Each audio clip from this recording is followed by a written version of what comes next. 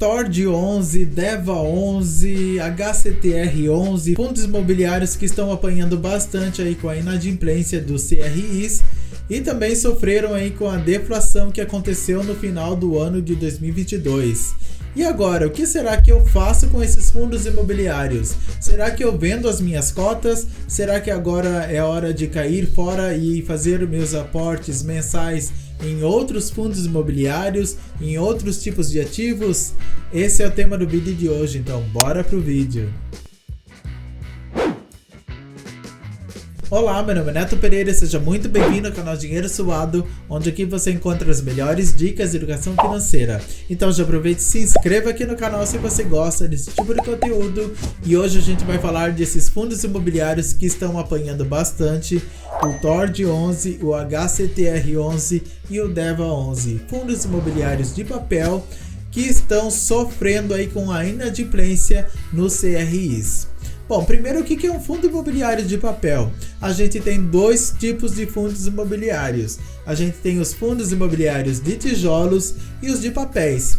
Os de tijolos são fundos imobiliários que investem o seu dinheiro em imóveis físicos, por exemplo, shopping centers, universidades, hospitais, lajes corporativas, que são esses prédios comerciais, condomínios, galpões logísticos. Agora saiu. Então, todos esses imóveis, físicos, eles compõem fundos imobiliários de tijolos. Agora, fundos imobiliários de papéis são fundos que investem em dívidas atreladas ao setor imobiliário, mais especificamente aos CRIs, certificados de recebíveis imobiliários. Só que o que aconteceu? No final do ano de 2022, a gente teve uma deflação, que é ao contrário da inflação. Essa deflação acabou prejudicando o rendimento desses fundos imobiliários, porque os CRIs, eles têm um indexador que geralmente é o IGPM ou a própria inflação. Então, esses fundos imobiliários que têm esse indexador vão sofrer com isso. Logo, o seu lucro vai ser menor e você, investidor, vai receber menos dividendos porque o lucro deles diminuiu. E agora, por outro lado, a gente tem outra situação que é a inadimplência, que é reflexo de toda essa crise financeira que o país está passando, que o mundo inteiro está passando e que não é diferente aqui no Brasil. Então, tem muitos CRIs que estão sofrendo inadimplência.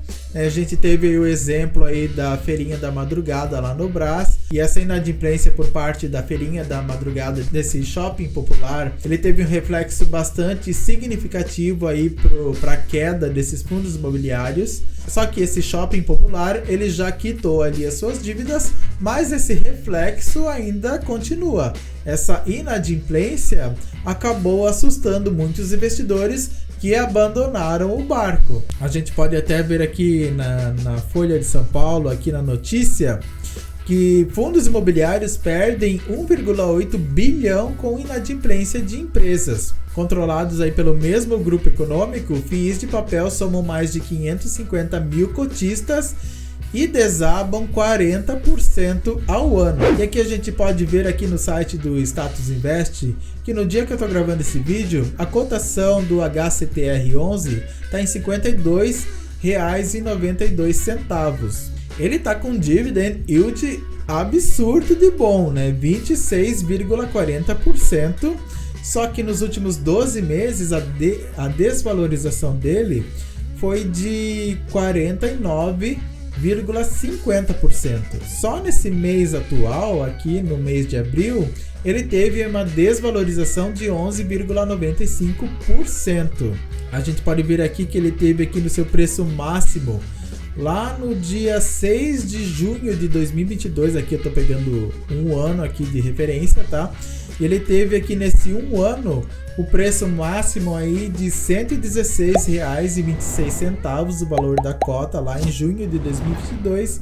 E agora o valor da cota está em R$ 52,60. Houve uma desvalorização aqui de 54% aproximadamente. Então é uma baita desvalorização. O P sobre VPA desse fundo imobiliário tá muito barato. a gente pode ver aqui que esse fundo imobiliário ele está 0,45, né, o P sobre VPA, ou seja, o preço em relação ao valor patrimonial. Se você comprar uma cota dele hoje, você vai pagar 55% menos do que o valor patrimonial desse fundo. Ele tem aí uma boa liquidez média diária, né, de 10 milhões aproximadamente, 10 milhões e meio aproximadamente, é uma boa liquidez, só que a gente está falando aqui de um fundo high yield. O que significa isso?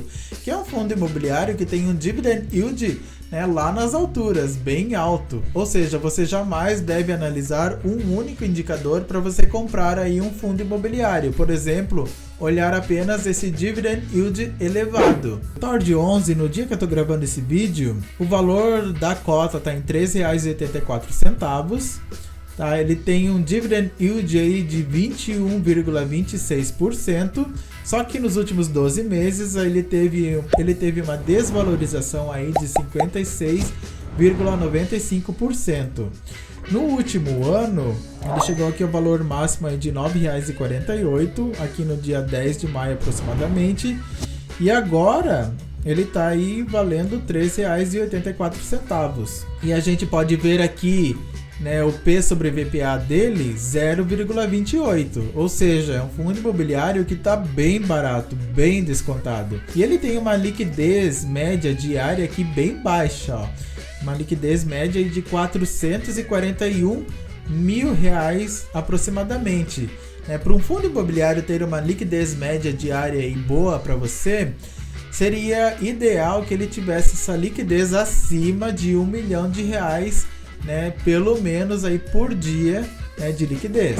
E o DEVA 11, no dia que eu estou gravando esse vídeo, o valor da cota está em R$ 52,95. Ele está com um dividend yield bastante elevado, também 23,46%. E nos últimos 12 meses, ele teve aí uma desvalorização de 44,44%. Em um ano aqui, a cotação do DEVA 11 estava ali na casa dos R$100, aqui ó, ele chegou a R$100 aqui no dia 5 de 7 de 2022 e ele foi perdendo aí valor e hoje o valor da cota aí está em R$ 52,95. O DEVA 11 ele tem aí uma boa liquidez média diária ainda, né, de 5 milhões, quase 6 milhões ali, a liquidez média diária dele. Porém, será que vale a pena ainda eu continuar aportando nesses fundos imobiliários? Você tem que fazer agora uma análise daqui para frente. Se você perdeu ali capital ali na sua carteira de investimentos, né, isso já aconteceu, né, isso já passou, agora é passado. Agora você tem que fazer a seguinte pergunta. Eu ainda estou disposto a ficar aportando nesses fundos imobiliários, correndo esse risco, né? Será que eu aguento ainda esse risco? Ou será que tem investimentos que vão me apresentar uma rentabilidade bem maior ou que sejam mais seguros aí para minha carteira de investimentos? É isso que você tem que fazer. Se você tem essa tolerância ao risco, você pode até continuar investindo nesses fundos imobiliários. Lembrando, tá, que esse vídeo não é nenhuma recomendação nem de compra e nem de venda de ativos, tá certo? Então, continuando, se você tem essa tolerância aí ao risco maior, você pode até continuar investindo nesses fundos imobiliários. Agora, o que você não pode é continuar investindo só olhando aquele dividend yield elevado e esquecendo de ver outras coisas, que é o risco todo que esses fundos imobiliários podem oferecer ali para você. Em outras palavras, você tem que respeitar o seu perfil de investidor e você tem que dormir tranquilo à noite. Se você investe nesses fundos imobiliários por certo apego aí emocional, só que você não consegue dormir no seu travesseiro à noite preocupado com essa desvalorização que eles estão sofrendo, com essa inadimplência aí no CRIs, é hora de você procurar um outro ativo. Não faz sentido nenhum você prejudicar aí a sua saúde física e mental correndo ainda risco num ativo que vai prejudicar aí a sua carteira e a sua saúde. Então, é essa pergunta que você tem que fazer. Eu acredito que esses fundos imobiliários até vão poder apresentar uma valorização lá na frente, vão poder entregar essa valorização aí para os seus cotistas lá na frente. Mas eu acredito que esse lá na frente ainda vai demorar um pouco para acontecer. Então, primeiro que você tem que ter essa visão a longo prazo, né? Fundos imobiliários não são investimento de curto prazo, eles são investimentos de longo prazo. E se você tiver essa paciência de esperar por essa valorização e tiver a consciência de que esse é um fundo imobiliário arriscado, você pode sim tomar essa decisão aí, se for plausível para você, de continuar aportando. Agora, o que você não pode é continuar aportando sem saber do risco altíssimo que você está sofrendo. Outro conselho aqui que eu diria, né, lembrando que o meu conselho não é régua para ninguém, é que você coloque aí uma pequena quantidade ali desses fundos imobiliários, né, um pequeno percentual ali na sua carteira de investimentos, justamente por ser fundos imobiliários arriscados. Então faça essas perguntas aí para você. Se você é tolerante a esse risco, se você consegue dormir aí tranquilo no travesseiro e se não tem outros ativos que possam interessar aí para você. E jamais fique aí com esse apego emocional em ativos financeiros, também porque isso não é bom pra você, tá certo? Eu espero ter ajudado você com essas dicas e se você gostou desse vídeo, deixe seu like, não se esqueça de se inscrever aqui no canal Dinheiro Suado se você ainda não é inscrito, ative o sininho das notificações senão o YouTube não te avisa e eu vou deixar aqui no final esse vídeo de como ganhar aí um salário mínimo por mês com o MXRF11. Tenha muito sucesso e até o próximo vídeo.